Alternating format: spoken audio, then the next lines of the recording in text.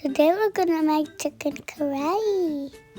Take half a spoon of black pepper, 1 spoon of salt, and 1 spoon of ginger garlic paste. Put oil in the pan. Take 5 pounds of chicken and fry it for some time. And take it out. Now in the same pan, add 1 cup of tomatoes. Cook them for a while, then add ginger garlic paste.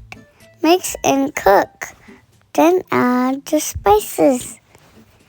Fry everything, then add the fried chicken.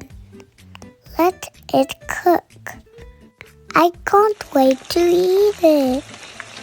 It's gonna be so yum.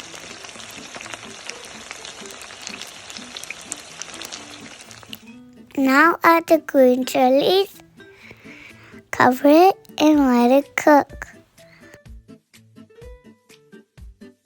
The yummy chicken karahi is ready. My mama made some fluffy rotis with it. Guys, must try it. You're gonna like it.